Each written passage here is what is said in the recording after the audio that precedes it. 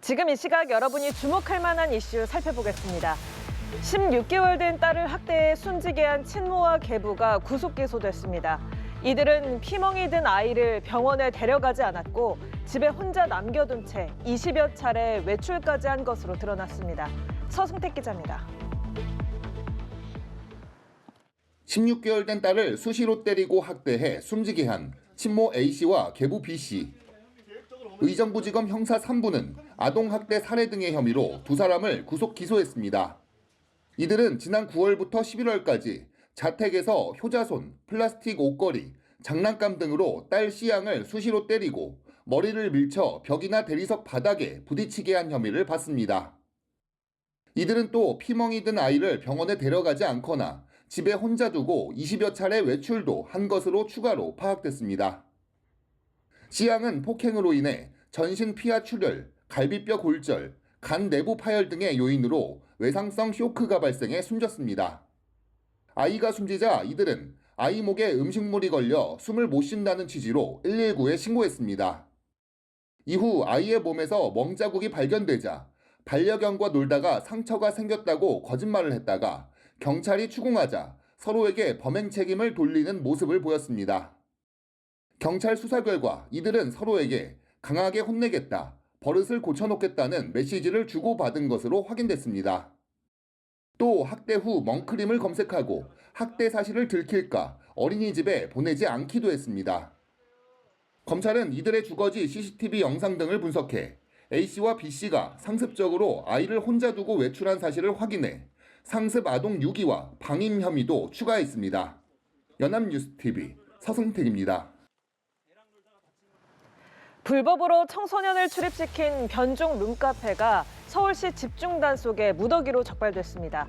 이들 업소는 창문에 불투명 시트지를 붙이거나 커튼을 달아 외부 시야를 차단한 채 변종 영업을 해온 것으로 드러났습니다. 백유빈 기자입니다. 매트와 침구류까지 갖춰진 작은 방. 흡사 숙박업소처럼 생겼지만 청소년들을 상대로 운영된 변종 룸카페입니다. 또 다른 룸카페 역시 밀실 형태로 운영하다 단속반에 적발됐습니다. 출입문에 작은 유리창을 냈지만 불을 끄면 내부 확인도 쉽지 않습니다. 저희 서울시 특별자본공사인데요. 혹시 저희가 미성년자 확인차 나왔습니다. 서울시 민생사법경찰국이 수능 시험이 끝난 직후부터 2주간에 걸쳐 청소년 유해업소에 대한 집중단속을 벌여 변종 룸카페 7곳을 적발했습니다. 적발된 업소들은 밀실 형태로 운영하면서도 입구에는 청소년 출입 가능 업소라고 표시하거나 출입문은 바닥에서 1.3m 높이 이상은 투명해야 한다는 규정도 지키지 않았습니다. 벽면 유리창에 커튼을 설치해 외부 시야를 차단하기도 했습니다. 청소년 유해업소를 밀실 형태로 운영하면서 청소년 출입 금지를 표시하지 않을 경우 2년 이하의 징역 또는 2천만 원 이하의 벌금에 처해질 수 있습니다. 서울시는 적발된 업소를 입건해 수사한 뒤 검찰에 송치할 계획입니다. 관련 업소에 대한 상시 모니터링과 기획 단속을 더욱 강화하고 관계기관과 협업을 확대하 촘촘한 청소년 보호 체계를 구축해 나가고자 합니다. 또 청소년 보호를 위해 변종 룸카페를 발견할 경우 서울 스마트 불편 신고 앱 또는 서울시 응답소 홈페이지 등을 통해 신고해 줄 것을 당부했습니다. 연합뉴스TV 백유빈입니다. 철도노조가 이달 초 한 차례 유보했던 총파업을 내일부터 다시 시작하겠다고 예고했습니다. 정부가 성과급 정상화 합의를 파기했다며 강하게 반발하고 있는데요. 연말 교통 대란이 우려됩니다. 임광빈 기자입니다. 전국 철도노조가 내일 오전 9시를 기해 다시 무기한 총파업에 돌입하겠다고 예고했습니다. 지난 10일 파업 유보를 결정하며 잠정 합의했던 성과급 정상화 약속을 정부가 이행하지 않고 있다고 목소리를 높였습니다. 애초 노조 측이 요구한 성과급 정상화의 조건은 다른 공공기관과 마찬가지로 기본급의 100%였지만 기재부가 90%까지만 올리려 한다는 겁니다. 합의를 파기하는 것, 이것은 기본적인 신뢰를 무너뜨리는 행위입니다.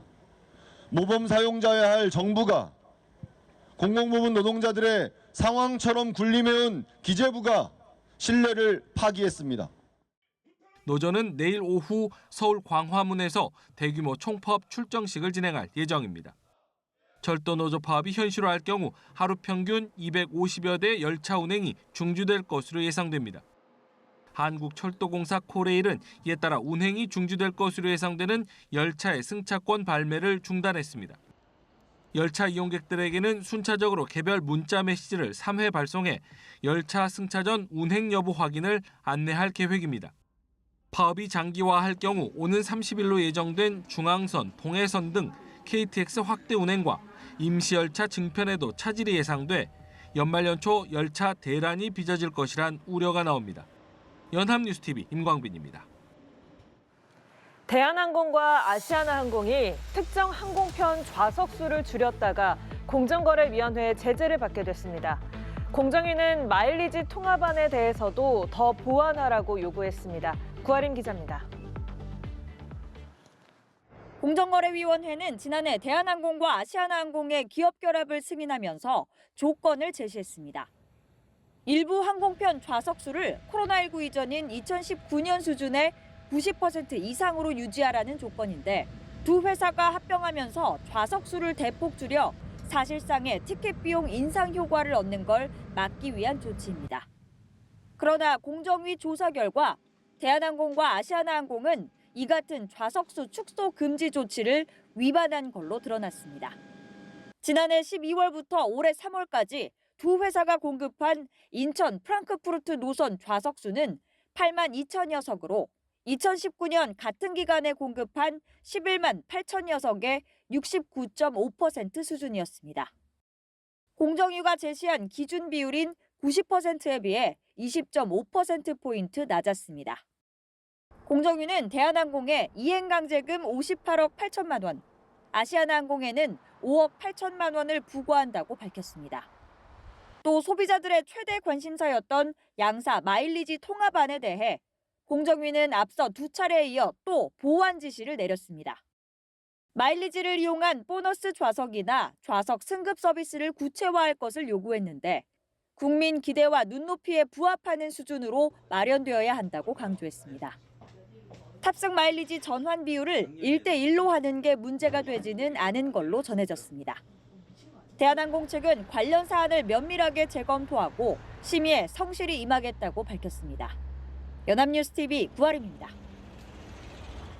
또 한 명의 메이저리거 탄생이 임박했습니다. 키움 송성문 선수가 미국 메이저리그 샌디에이고 파드라스와 입단 계약을 맺은 것으로 전해지는데요. 이제 공식 발표만 남겨둔 수순입니다. 우준성 기자입니다. 송성문의 샌디에이고 입단이 사실상 확정됐습니다. AP통신에 따르면 송성문은 4년 1,500만 달러, 우리 돈 약 222억 원의 계약을 체결했습니다.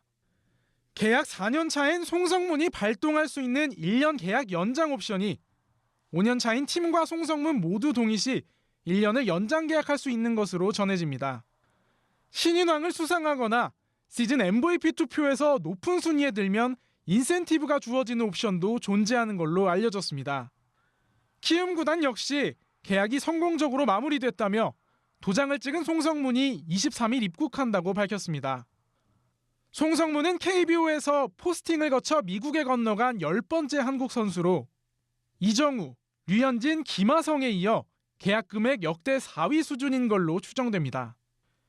2015년 키움의 유니폼을 입은 송성문은 10시즌 동안 꾸준히 기량을 끌어올렸고 특히 최근 2년 연속 3할 타율을 기록하는 등 리그 정상급 내야수로 성장했습니다.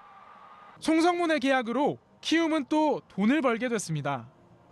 키움은 전신인 넥센 시절 2015년 강정호를 시작으로 박병호, 김하성, 이정우, 김혜성에 이르기까지 6명의 야수를 포스팅을 통해 미국으로 보내 계속 이적료를 벌었습니다. 송성문의 계약으로 키움이 받을 이적료는 4년 1,500만 달러를 기준으로 계산해 20%에 해당하는 300만 달러, 우리 돈 약 44억 원을 지불받을 예정입니다. 연봉 인상 조항이 발동될 경우 키움도 추가 이적료를 수령합니다.